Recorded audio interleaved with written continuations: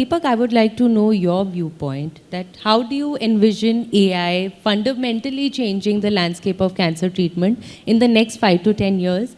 We can also talk about the rural and urban setup over here. And what role do you think your company will play in this sort of transformation?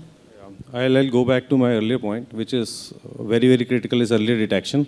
I would suggest, like the earlier panelist was saying, that she was, kind of self-detecting, trying to figure out regularly. I think there'll be more apps on our devices. Our device in everyone's hand is a mobile phone, which has a lot of capabilities now with the camera, and there'll be question answer and sensors, etc., etc. So there'll be ultra early detection, which means the probability of anyone getting better would be far, far, far better in the near future.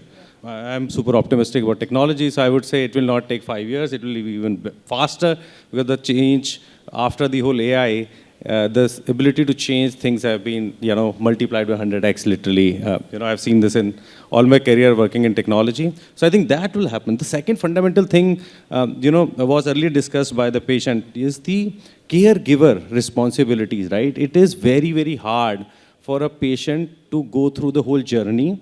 And as we all know that doctors are so busy, the hand-holding during the procedure post that is very hard. Patient cannot just go back to doctor again and again getting clarifications, right? It's very hard problem. Those problems will get sorted very, immediately, right? There'll be bots very, very soon. There are some in production already at a lot of hospitals. One I know for sure at Tata Memorial in Mumbai, which is helping patients throughout their journey. There is ABDM, which is solving the whole documentation problem for caregiver. So these two problems are getting solved in, I would say, next year or so at a large scale across the country. And the good part about AI, it doesn't differentiate between metro and rural, right? And with AI, India AI, I think the languages problem has been solved. So when this get implemented, this will get implemented across the country.